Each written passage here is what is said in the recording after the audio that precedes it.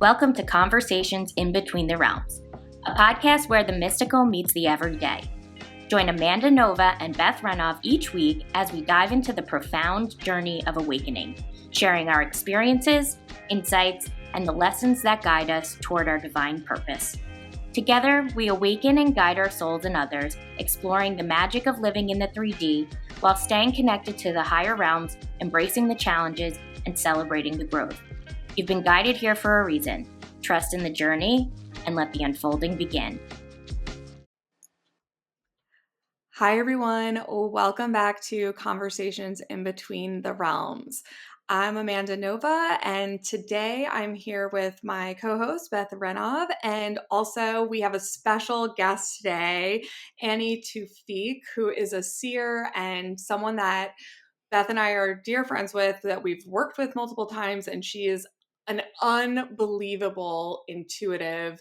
I'm just so excited to have you here. So welcome, Annie. Yes, welcome. Hello, everyone. How are you? We are so excited to have you here. Yes. I'm excited to be here. So I would love if you could just kick us off by explaining what you do and just about your business, because you are a true intuitive alchemist. You do so many different things. So I would just love to hear more about what you do. So I consider myself a channeler, but I do it primarily through the medium of automatic writing. I'll meditate and listen to different frequencies to get myself in the right headspace. And most of my readings, whether they be past life readings, current energy clearings, property clearings, I'll meditate and do, I guess, what you would consider like a certain level of remote viewing. I don't go too deep, but I do, but also like when I do property clearings for people, I don't go too deep. I'm just like, where are the problem areas? Like, I'm not like looking in your underwear drawer or anything. Unless we want you to. Yes, exactly. Unless that's a problem. Yeah, please look in my underwear drawer. I have a pair of haunted lingerie that I got from the thrift store. No. Exactly. But I'll do these automatic writing sessions, and I have like a series of questions that I'll ask per different series, and I will always get feedback from people, like if there's any specific questions they have. I'll do these sessions, and I'll meet with people, and I'll read them to them of what I saw, and then do energy work if energy work needs to be done. I also do tarot. I'll do creative channeling for people sometimes. Okay, I gotta stop you there. What's that? So like I've helped people do treatments for music videos and stuff like that. Cool, I love that. Yeah. But that's like very LA. Like that is very LA. But you know, I do therapy. I'm saying it was, so I guess that's a good thing. I'm doing the past You're tense. in the new timeline. You don't do therapy anymore. But do you do it anymore? No, I do. But we're manifesting, right? We're moving forward. But I always like to work with creative people and use therapy for that. So I never even thought to like use therapy for this kind of stuff. That's so cool. Yeah. And when people will like, sometimes it's yes or no's about like certain colors or like literal beat by beat, like what is this? What should this shot look like? And it's a really trippy experience. And I've done rituals before recording sessions for people, like to set the space and make it like a good vibe. Yeah. And but also so important. Sorry. Yeah. And also I've also done rituals like before people are gonna have writing sessions. Awesome. I'm sorry, Amanda. I keep cutting you off. I feel like we're on the same wavelength about. I know we are. We're connected telepathically, so It doesn't matter which one of us speaks because it's going to be the same thing. I love that from a brand marketing perspective, and I have to say, like, I think I am speaking for both of us when I say you changed the trajectory of my life. Like, ditto. truly changed it. Like, you Yes. cracked me open, and I was not the same. Like, I did a past life with you, past life regression. You came up with 6 lives. You told me about my soul, and I was not the same after that. And I think Beth feels the same way. Oh, 1000%. I wasn't okay. And it's so funny. I remember exactly what you said to me. You go, in a year, your life is going to be completely different, but nothing's going to look different. And it was like so dead on. Like, I have chills in my legs now saying that. It was like the best thing. I think I recommended like everyone I knew to you. Me too. I'm like, it will change your life. Me too. Both of you guys have recommended so many people to me. I'm thankful for that. When I met both of you, I had when I met Amanda, because I met Amanda like a year or two before I met you, I had just started doing the past life readings. Like, it was maybe 6 or 7 months. Like, but I was fresh out of training. I was very gung-ho and enthusiastic. I still am. I just don't get them as much. I don't get past life clients as much because I think people shy away because of prices, but what a lot of people don't realize with the work that we do is it goes a lot deeper than they anticipate. All encompassing than what they think it's gonna be. Like, they think if they haven't had an experience with anything like that, they think it's just gonna be like a tarot reading. And it's like, oh no. And not to put down tarot readings. And some people do use tarot as the medium in which they channel that information. Some people even use tarot to do mediumship. It's what tool you feel safe with to bring forth or channel that energy. But it's so much more than just a basic reading. And I can say that about the work that all of us do because we've all worked on each other. Right. Yes. But you do give so much information, and listen, Beth and I are deep divers, right? Like, we like to learn about ourselves, right? Like, we both have been in therapy. Like, I want to know everything about my soul, and not everyone's comfortable with that. And I think the difference of what you do, than a past life regression. Like, I had a past life regression years ago, and they just took me through one lifetime, but they put me in hypnosis. You actually read the past lifetimes to the person. So there's so much that you do, and the person doesn't have to do anything except receive, which is like, I'm down with that. Right. And oh, sorry. I was just going to say, I think also people, from everybody I've talked to, like, they want to go to a psychic so they can have someone tell them what to do next. And it's just like, a psychic can tell you whatever, but you have free will, you know? And they don't understand that that's really not what psychic and mediumship is. Oh, sorry. No. Sorry. We're like all... I was going to say the funniest thing to me is, like, when you tell people, like, the free will thing, like, okay, like, and here's another thing that it comes up a lot. Sometimes the advice that I would give if I was your friend is different than the advice that Spirit will. Right. Sure. Yes, you have to filter it. Yeah, sometimes Spirit is kind of harsh with people. Right. Well, I feel like people come for validation. It's like they already know in their head what they want, and they just want someone who's psychic to be like, this is what you're supposed to do, so they can be like, okay, now I can go do it. Here's where it gets tricky and what I changed on my website this year, because I had branding continuity issues, like, for a long time. I'd do something on one platform and I'd get it on all of them, and then, like, I'd try to build a website or something, and then it was like, oh, this is taken. And it's like, what? So I kept having to change things till I finally found, like, the right fit of, like, okay, this is all available everywhere. And I feel like that's connected to my witch wound and, like, fear of being seen fully. But I think now that it's all kind of worked out, I'm like, okay, you've accepted who you are fully, and you're okay with being seen. So, yes. Explain that, the voice. Yes, please explain the voice thing. Okay. So sometimes my voice changes when I'm talking about woo-woo shit or when I'm doing readings for people, or even if I'm just talking about decision making for myself. It's even started doing it then sometimes. And what I liken it to now, this might not work for people like under 30, but people over 30 remember when, and I mean, it still exists, but nobody really uses their radios anymore. But back in the day, if you were stuck on the freeway and there was a traffic jam, you could turn on the AM radio station and you could find out what was happening on the highway as to what was creating this congestion.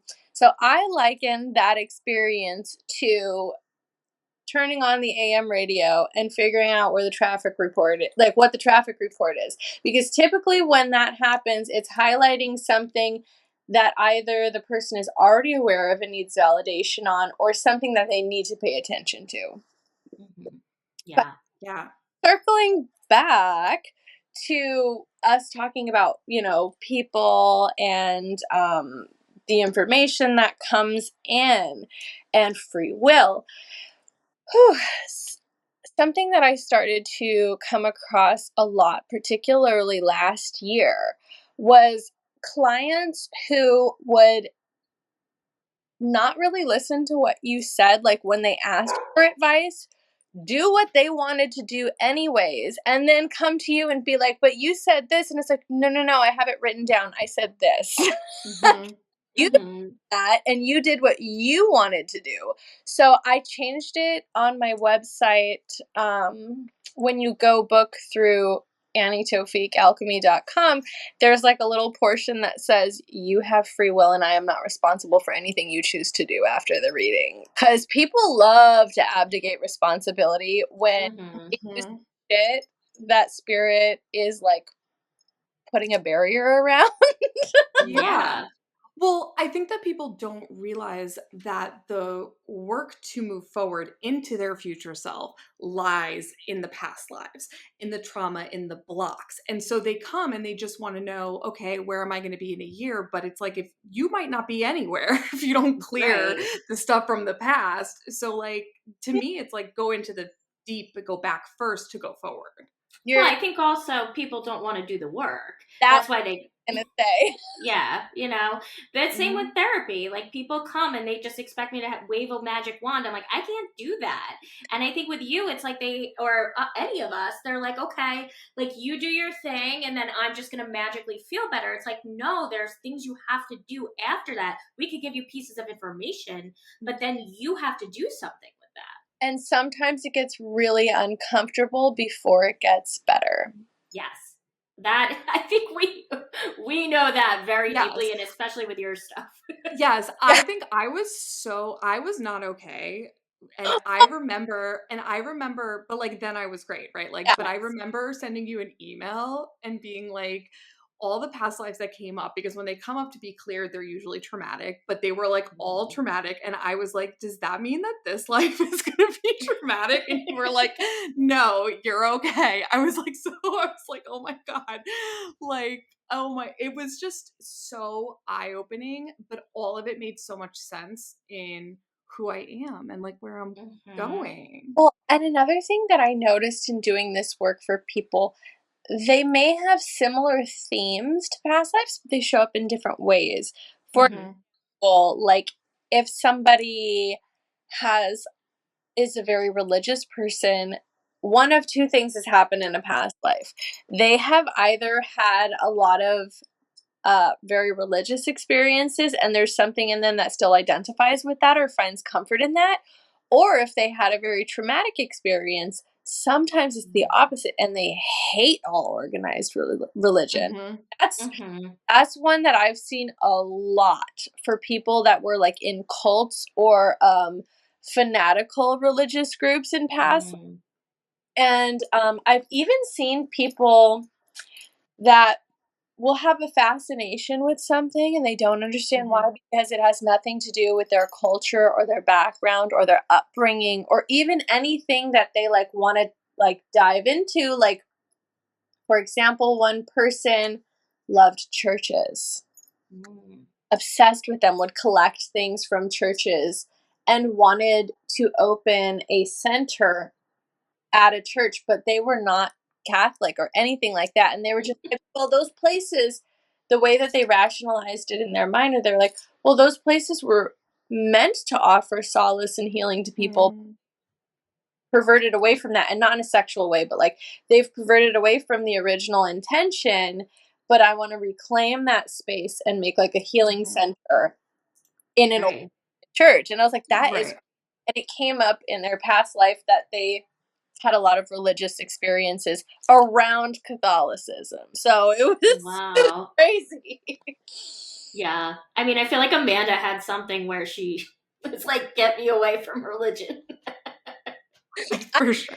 Remember, like I'll remember stories, but I don't know who they were to. And sometimes I don't even remember the stories at all. Like, you guys are telling me you sent me these emails. I just like totally blank. Yeah.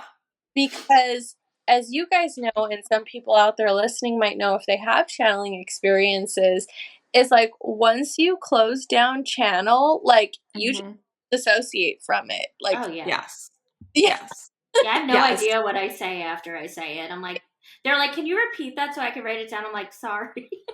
Yes, like, I have to record now, or like I write down, but like the thing is, like for me with channeling, like I have to leave mentally. Like it's like a full surrender. Like I have to exit and let, you know, spirit, energy, the celestial realms come through. So I leave. So of course you're not going to remember because it's not you. Yeah. It's not really you. Well, that's you're the so channel. That's so interesting because I don't leave. Like I'm like half here, half there. Yeah. And mine's within conversation. That's how it comes up. And I like started obviously to notice that when I was doing like sessions with clients, and I'm like, wait, like something's coming through, but like I say something, I don't remember it, but then I'm like keeping on going, but I can, everything else within the conversation I remember. It's just if something comes through, and even in my sessions and this stuff, like I'm like, I don't know, like I feel like sometimes like rituals will come through or contracts and like the wording, and then someone's like, oh, can you repeat that? I'm like, I just have to make it up at this point. Yeah, yeah. But yeah, it's like, I feel like the half there too is like also taking the information and being that filter to explain it to the people. But it's also talking about the levels of going deeper and deeper. It's also different levels of states. There's theta, there's alpha, it's like there's so much information to read, and I'm thankful that we live in a time where we could either have access to it in a physical form or a digital form. Right. There's so many books that are out of print that you can go on Etsy and you can buy a $3.99 digital copy of some like ancient alchemy book by Manly P. Hall that's like 100 years old and they don't make it anymore. Or if you buy it, it's like an $800 copy, you know? Wow. Yeah. There's so much to it. Yeah. Well, before I met you, because I really came to you because I wanted to have an Akashic records reading, which I didn't understand is actually your past lives, right? Like it's all the information about your soul. And before that, I had somebody send me one that was like a PDF, and like all the information like ended up being incorrect that they sent me, because people do that too online. Where they just like sent me whatever, and there were things that were blocking, I think, the information coming through, but they just like sent me this PDF. So I think there's also like people that are the real deal and people that are also just like making shit up, to be honest with you. No, absolutely. Well, what I was talking about was like actual things in print that are like photocopied on excess. Yeah. but yeah, I got that. But I hear I have Akashic record trauma. Yeah. Let's just talk about my trauma today. We'll work through that. But no, that's true. That definitely does happen. And another thing that I think sometimes can come up is that when people tell you information that there's no way of them knowing, that is a clear indicator.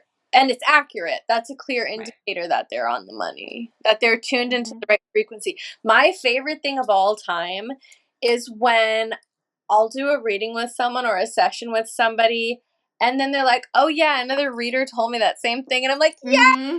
Yeah. Yes. I love that too. I know. That's so validating. And Yes. like, I get that a It lot is. on the past life stuff. And I never considered myself a past life Mm-hmm.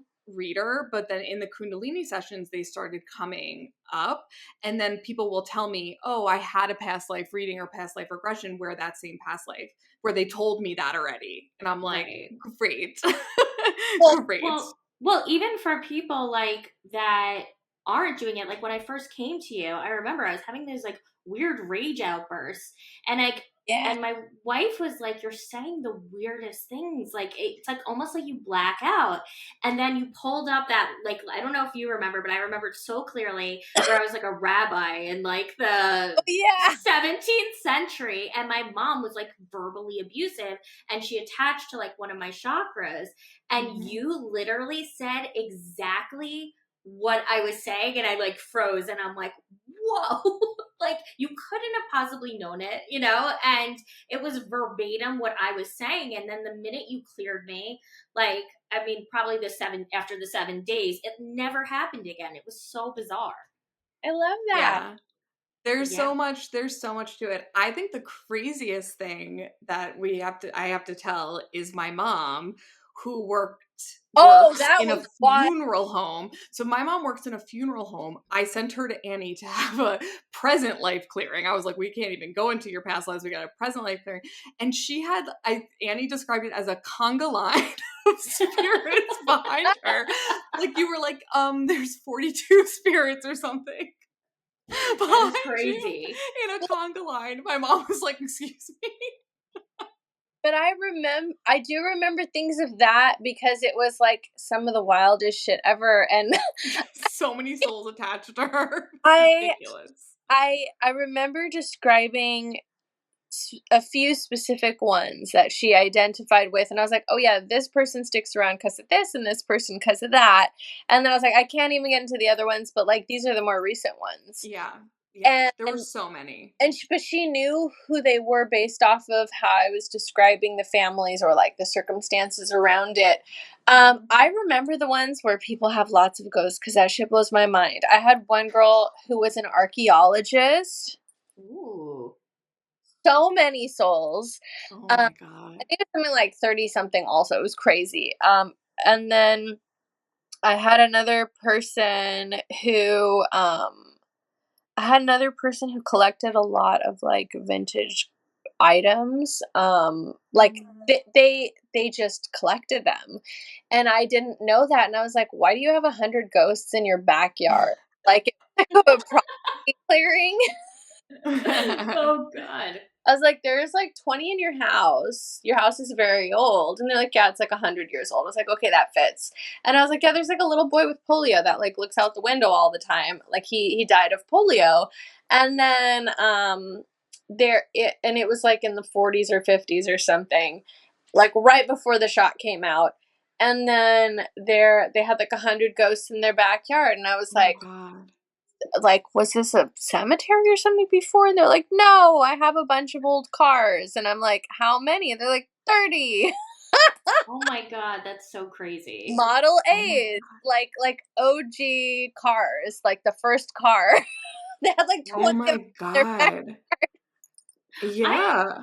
I have a question, and this is so Yeah. out of left field. Can you do like a past life reading on someone who's already gone? So in the methodology that I learned, they only do it for living people. They don't do it for animals, but you absolutely could. I have done that before in Okay. um okay, what do I reveal and what do I not reveal? Sorry, because it's like No, it's fine. basically I had like a spirit that kind of kept coming to me, and they were helping me with certain things in my life, and then in turn I agreed to help them with certain things so they wouldn't be stuck anymore. Mm-hmm. It was like a reoccurring thing that kept happening, and I went to a couple of my teachers, and like they were telling me things about this spirit without knowing who it was, and like Mm-hmm. coming through very accurately, and I'm like, ooh. And I'm still working through it with them, and I know it sounds so crazy, but the reason why that spirit was coming in is because I was spending a lot of time in an area where they had passed away. So that is it Marilyn Monroe? no. No, it's not Monroe. I know you love Marilyn. Yeah. Marilyn. Not Marilyn, though. She will decide if or when she ever wants to come back on Earth. That's her decision. I don't think she's ready to come back. She's like, fuck them people. All those people need to go before I come back.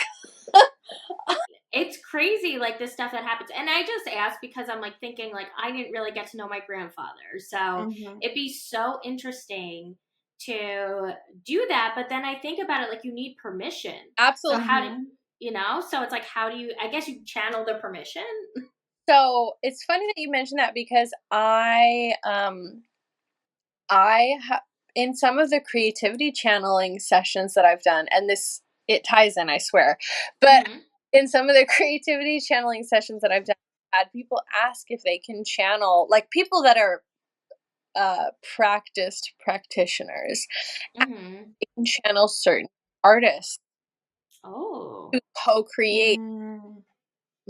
And they will absolutely tell you no if they don't want to fuck with you. I would, and I say that to say that, same with if you were trying to clear anything for anyone, they didn't want it, they would let you know. But I had one person, and this one was a really funny story, and that's why I remember it. It was like a automatic writing, email reading situation. And they asked if they could channel Joe Strummer from The Clash. And I was just like, he said no. He said he doesn't like somebody that you work with. And he said that they lied about how they knew him or something like that. Oh. The guy was just like, I have no idea what you're talking about. I know so many people that like played with him. And because he kind of grew up in that scene of like 80s punk and all of that. And I was just like, well, he just said whoever you play with right now that says they knew him, he didn't like them and that they lied. And then he talked to his bandmates and he was just like, so one guy says that he spent a day like auditioning for them and like he almost made it through the final round of like being hired as like a replacement. And I was like, yeah, no, he said that guy is exaggerating or embellishing, and that's why he doesn't want to work with you if that guy's around. Like, and it was like, there's no way I could have known that. Like, no. I guess the moral of the story is don't lie because the ghost will tell on you. Yeah. Like, this poor guy, he didn't even know what the fuck I was talking about. Like, he had to ask people and be like, did you, like, work with Joe Strummer? Did you know Joe Strummer? And then he found the guy and like, Joe said he a lie. Okay, he's a lie. So permission is super important. The same way we need permission, to do these kind of readings here, even with living people. I've had a few times, and I do think people really appreciate it, but they're also annoyed at the same time. I've had people where they'll like book a reading for themselves, like a past life one, and then I tap in and I'm like, oh, I can't. I got to refund you. And that's the only time if I can't, if like it's shut down, can't get, permission to do it. I'm just like, all right, here's your $260 back. And they're just like, no, but I want to. And I'm like, you should be happy that I'm telling you the truth. Like, right. Yeah. Your soul right now that's not ready to go that deep. Maybe come back in 6 months and we'll try again. But like, I'm being honest with you. You should be happy about that. Right. Yeah. I don't think people realize that. Like I did a Kundalini session on someone who had literal guards standing around them and I couldn't get past them. Like I could not read them. I could not see anything. And I told them like they still could receive like some energy, but I was like, I can't read you like at all. Like you're blocked. Like, and and she was like disappointed to learn that, obviously. She's like, what do I do? I'm like, you got to talk to them yourself. Tell them you don't need to be protected like this and you're ready to open up. But like, there are people who are closed to being read. I've seen a guard on somebody before and it was the craziest thing because I'm semi-familiar with like Greek and like deities of or goddesses of Greek and Roman pantheon and some Egyptian as well. But I am not familiar with very many of the Indian deities. And so I was describing it to the person. I was like, yeah, there's like this guy who looks like he's in military garb, but he has like the face of a monkey and he like has like a weapon on his shoulder and he's like walking back and forth. And he's like, I'm the guard. Like, you're not supposed to see this part. Like, I'm protecting him. And I told the guy, and he was like, oh my God, that's Hanuman. And I was like, what? And he was like, that's an Indian deity. And the guy was Indian. And he said, you know, when I was younger, we used to have a cartoon called like The Adventures of Hanuman. And he was like, it was like my favorite cartoon growing up. And he was like, I loved Hanuman because he was like, yeah, a tough guy. Mm-hmm. Oh my God, that's wild. Ever. I thought, and then I had someone else that like, I had saw like a panther in their energy and they were like, and they had a past life as a Black Panther. And I told them about it and they were like, I'm obsessed with learning about them and I didn't know why. So just a lot of things come up. And they were like someone very young. Like it's not like they heard their parents talk about it or anything. They were like somebody in their 20s, you know? So it's just like, right. Why would they think about that? Yeah, I become obsessed with that, you know? But right. But I think that also speaks to like what we were talking about before is that like you have to be open and ready to have this work done. You can't go in just expecting not to do work, not to have done work, and like someone's just gonna like wave a magic wand and you're gonna like have everything. Like, yeah, maybe we're witches, but not in the way that you think. Right. Well, you also get a bunch of clues, not necessarily Right. all the full answers. Like you still have to do research following it, I feel like. Yeah, absolutely. Sometimes when I can tell when somebody was an actual important person, which doesn't, not to say that we're not all important, but I mean like historical figures, and it's actually not as common as people think. It's not that common at all. But people want that though. They want to hear that they were like a princess or like something. And I'm like, you were like just a person with trauma. Yeah. You're just a person who got like thrown off a boat. Sorry. But I can always tell when someone was an important person in a past life because a lot of hyper-specific information will come up. And recently I had done a past life reading for somebody, and you know, like I'll describe the guides a little bit. And there was this one guide for this gentleman that wanted to talk a lot. And he was just like, tell him that I was in Maine with my wife, Dorothy. She was an actress and I was a writer or something like that. Like I did theater. I was a writer. I was a producer. I was this, I was that. And he was just telling me all this stuff because the guy was asking for questions about work because he was in the entertainment industry. And the guide just kept talking and talking and talking, and so now my ear's ringing on this side. And I said, well, is there any clues to who you are so he can try, because this guy was a practitioner as well. I was like, is there any ways that he can channel your energy to connect to you better since you're one of his creativity guides? And the guy was just like kind of coy with the information. He was like, I'm like a Barrymore, but I'm not a Barrymore. Hollywood royalty. And just like kept giving these little clues. And so I ended up, after the reading was finished, I ended up sitting and I was like, okay, writer, producer, visits Maine with wife Dorothy, actress. And then this article popped up and I saw a picture of the guy that I saw in the reading. And it was like this older guy with white hair. And he was somebody that was related to the Rodgers and Hammerstein family. Like he was like the nephew or something, which if you don't know who that is, they did these really amazing musicals. And so I was like, yeah, that's your guide. Like that's the guy whose face I saw. And this how you can channel him safely. This is how you can call him in. Because he's ready to talk. The other ones are not. He wants to work with you. Mm-hmm. And now that you have a name and a birthday, you could tap in really good if you wanted to. I was obsessed with Rodgers and Hammerstein, like, plays Yeah. and movies as a child. I actually don't know why, like, that's never come up, but I was, like, oddly obsessed with all of them. Like, it was, like, a really weird thing to like as a kid. No, but I loved Rodgers and Hammerstein too. I mean, South Pacific was kind of iffy. I was like, you know. Mm-hmm. Oklahoma was kind of iffy for me, but I really loved The King and I. There was one more that I was totally obsessed with because my great grandma had like this VHS collection that she bought that had like 4 or 5 tapes in it. So I used to just sit and watch them.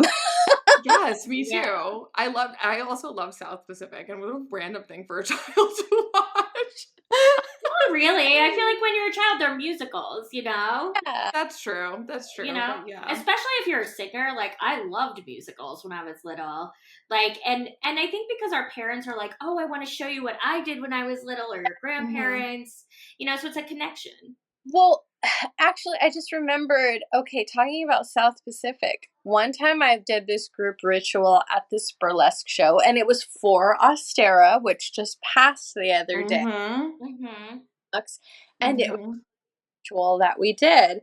And I did a rewrite of Bali High because it was, it was a manifestation about calling your wishes to you and like your abundance to you. And in that song, there's a line or something that's like I'm an island, come to me, or it's something like that. There's a phrase where it's talking about calling, if you try, you will find it where the sky meets the sea.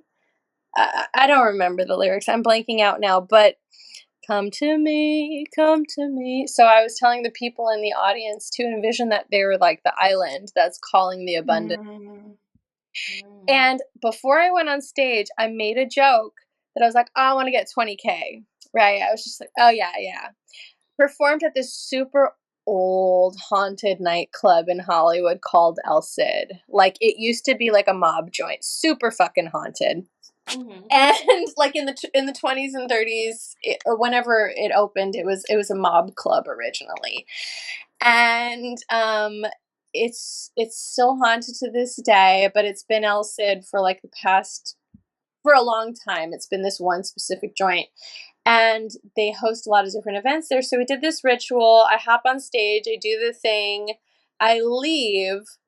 The next day, and this is a warning to people who try to manifest during eclipse season, because you can call in what you want, but it's not going to come in the way that you want it, baby. So I make the joke that I want the 20K, right? So the next day, my fucking car gets stolen. Oh my God. Stolen. It goes missing for 2 weeks. They cash me out with 1950. Like, it was almost 20. Wow. But now you don't have a car. Right. And so then I went to go buy a new car. I signed the papers. I got the new car. And then immediately after that, the police called me and told me they found my car. Oh my God. And That's I was crazy. I had to call my insurance and be like, okay, so I literally just signed papers on a new car, but they told me they found my car. And they're like, oh, it's okay. No, we already cashed you out. Like, just tell us where it is and we'll go pick it up. And that's our thing that we'll deal with. But yeah, somebody had like stolen the car for 2 weeks. It got parking tickets in a couple places. There was like drug paraphernalia in it and shit. Like, they were having a ball with that thing. But just, when you manifest during eclipse season, you might get what you want, but not the way you want it, honey. Be specific. I think it's like, just be detailed. Yes. Be very specific about like what you want, because like we talked about it. I mean, I don't even remember if I was even as close to knowing what eclipse season, but it was like when I said to the universe I was ready and then I lost my job. Like I was like, I'm ready to step into like my purpose. Yeah. And then the Didn't we universe was do like, great. like a reading right before or right like I think it was like right before that. Yeah, it was that winter, that spring that like I was diving into all this stuff, and then like I was like awakened and like opened my eyes to like the whole world, and then like the universe stepped in and was like, "You're never gonna do this on your own, so boink, you're done with your job. Like, But you get out of here." yeah. I was like, like, I did okay. ask for it. Yeah, I was like, thank you. I mean, it was exactly what I asked for, but like I not in the way that I would have wanted They're it. like, But okay. you rang. Exactly. Right? Exactly. It was like, haha, like LOL. So, I mean, it worked out eventually, but like, Right. you know, you have to be very specific about But things. but another thing about eclipse season too that a lot of people don't realize is that it's like it's about fated events. If you try to force something that's not meant to happen yet, it's just not going to work or it's going to blow up in some way. But if it's something that's meant for you, it'll happen with ease in really crazy ways. Like, oh, this was supposed to happen. And you won't Mm-hmm. understand the full picture sometimes till like 6 months or a year later. And then you're like, Mm-hmm. oh, maybe I wasn't happy about that happening, but now I understand why, because now I'm on this path that maybe I wouldn't have deviated towards right away because I'm an earth sign and I'm like all about stability, you know? Mm-hmm. I think Yeah. I say that for all of us here in the earth sign gang. Yes, we all are. Yes. It reminds me of that I don't know if it's a meme or like a reel with the guy from the Big Bang Theory, and he's like reading the paper and he's like, "Why? Why?" And then he like gets bored and then he's like, "Oh, that's why." It's Yeah. like that's exactly what it is. Like you're like, "Okay, Right. now I understand." But in the beginning you're like, Right. You feel like your world is like just turned upside down. Oh, yeah. Oh, Yeah.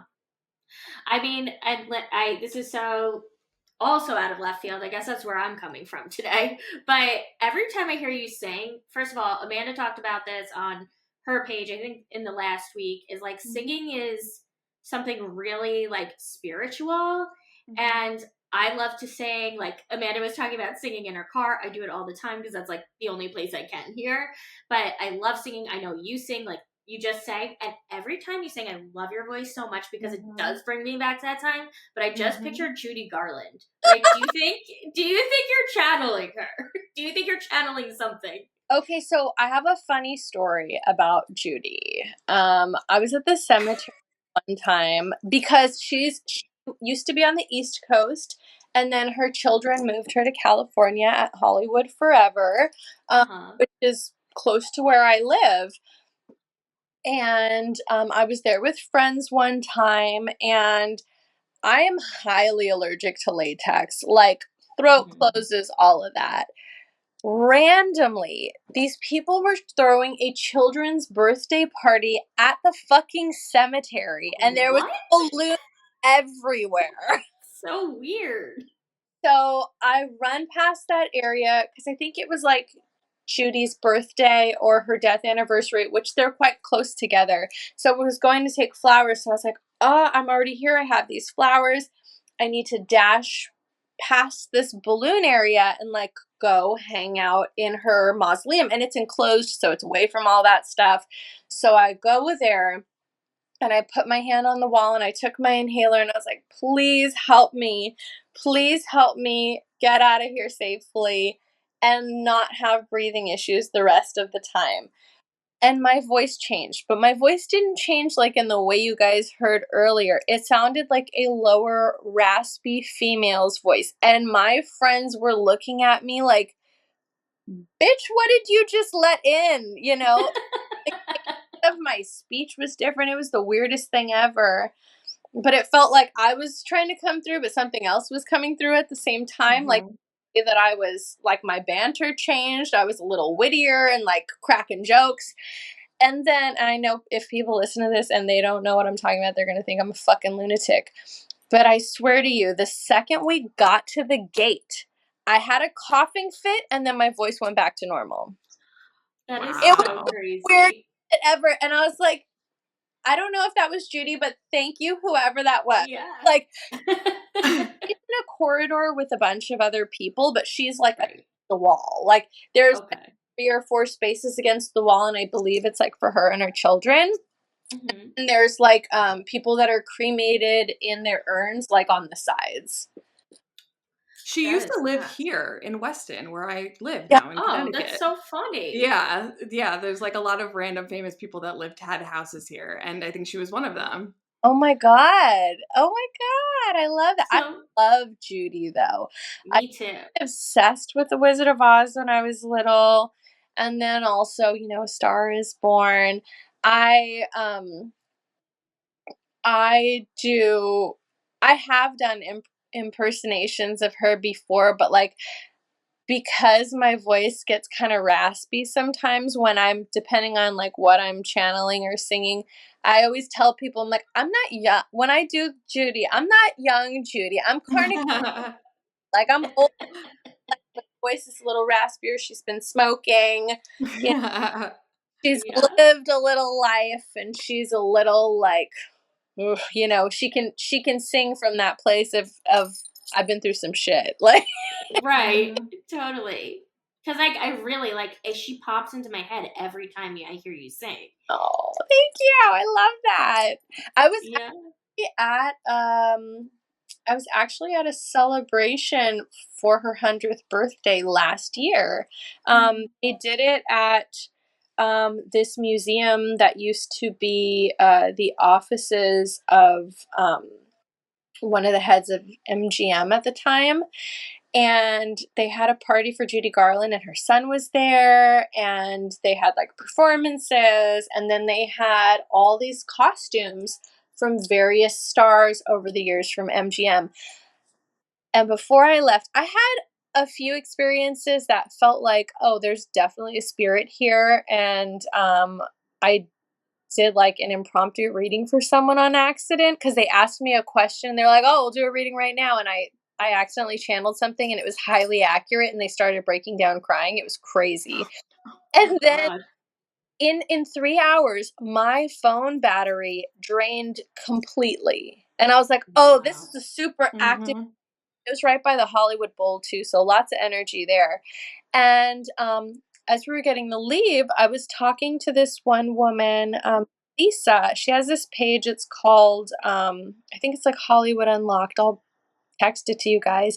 But she talks about old Hollywood buildings and Mm. things like that. And we were talking about how we hope musicals would come back soon. And we're standing right in the office of the head of MGM that had whose office building it was. We're standing in his office and we're talking about musicals, and then all of a sudden there's this picture of Judy Garland that falls off the wall. Oh, my God. Oh my and God, is right. and they had this raffle thing after that event because Judy Garland's kids created a perfume that was based off of like the scents that she used to wear growing up, and I I randomly like won the raffle and I won the perfume, so it was super funny. Like Yeah. You got a connection. there's a lot Yeah, of you're definitely channeling her in some way, Yeah. shape, or form. yeah, there's a lot of little Judy things, but I love it. I think too when you have people that are such big stars that way. I think a lot of people don't realize, especially because a lot of them were kind of, put on drugs back in the day.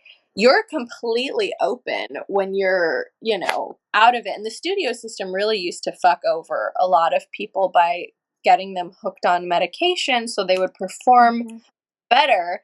Um, but because a lot of them were open, I think a lot of old stars, specifically from the golden age of Hollywood, not only did the studio systems create a persona for them, so think like Beyonce, Sasha Fierce kind of energy, like there's a persona that's stepping in when you're performing, but because they were pumped with a lot of these drugs, their defenses are completely down. So whatever that energy was, or that persona that was created for them, that's an amalgamation of something, is coming in. And I think that's why so many of them performed at a level that outshines what we've seen in recent day. There's only a few people that are really famous that kind of have that energy, you know, like there's Beyonce, there's Ariana Grande, there's Kiki Palmer is another one. She can do anything. She can dance, she can sing, she can do impersonations. Like